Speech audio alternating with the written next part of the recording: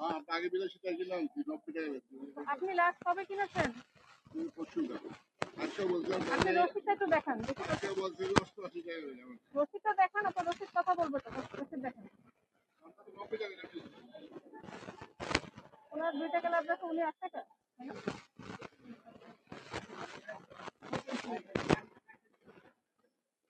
কি কিনেছেন? পেঁয়াজ আর জিরা আর সব আপনার এলাকায় কি আপনার মূল্য তালিকা কোথায়? একটু নামানো যাবেন? একটু নিয়ে আসেন তো। মূল্য তালিকা কি নামানো যাবে? একটু নামিয়ে দেন।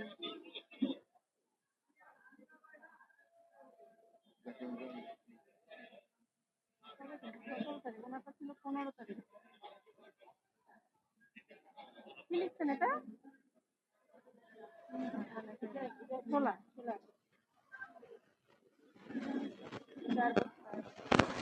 এটা কেজি কত করে দেখেন? এটা ছোলাটা ছোলা 90 টাকা। আপনি বিক্রি করেন? জি। কেনা কত? এটা হিসাবটা দেখেন একটু। এই যে এখানে আছে তো। এটা কত কেজি? 8,400। এটা কত কেজি? 100 কেজি? জি না, এটা 50 কেজি আর 50 কেজি 25 কেজি করে। 4 বস্তা 25 কেজি বস্তা। 4 বস্তায় 100 কেজি। 8,400 মানে 84 টাকা করে। 84 টাকা করে কেজি পড়ে ওনার কেনা। জি। তাহলে আপনি যে বললেন 88 টাকা না করে, আজকে আপনি বলছেন যে 88 টাকা করে কিনে পড়বে। এইটা এই দোকানে হ্যাঁ। এই দোকানে বলেছে এটাই? জি। আর বলতে এটা বলে কি তারপরে কিনা আগে এটা বলছে এরা এখন আনে নাই মাল, নতুন আপডেট মাল আসছে, যে দাম বাড়ছে এখন। মানে আপনারা যে কিনেছেন এরপরে দাম বেড়েছে এটা জি বলছেন। জি।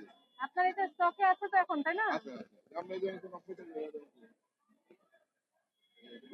এই যে এখানে আপনার এখানে কিন্তু 82 টাকা লেখা কেনা, দেখেছেন? তাহলে এটা আপডেট করতে হবে। মূল্য তালিকা হালনাগাদ না থাকলে কিন্তু জরিমানা হয়।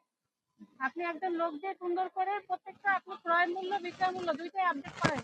90 টাকা। আমার যে ডেটারি তো ইয়া করি, ওই যে মজা হয়ে আছে, যে ডেট পাঠানো লাগে। এটা তো কোনো ব্যাখ্যা হতে পারে না। আপনার দোকানে তো ময়লা পড়লে হবে না। এটা তো খুব ইম্পর্টেন্ট একটা জিনিস। আচ্ছা। মূল্য তালিকা আপনি বলছেন 84 টাকায় কেনা, লেখা আছে 82, তাহলে এটা হালনাগাদ হলো না। বুঝতে পেরেছেন? আর উনার কাছে যে বিক্রি করেছেন ওটা কোনটা কিনেছেন? জিরা কিনেছেন নাকি? জিরা কোথায় আছে দেখেন তো। কত করে কিনছেন? 60 টাকা 60 টাকা। ঠিক দাম রেখেছে? কেনার আগে মূল্য তালিকা দেখে নিতে হবে। বুঝতে পেরেছেন? মূল্য তালিকা কত লেখা জিরা আপডেটেড আছে? জি। আপনার কিন্তু লেখা সব স্পষ্ট না, এটা দারচিনি বোঝাই যাচ্ছে না।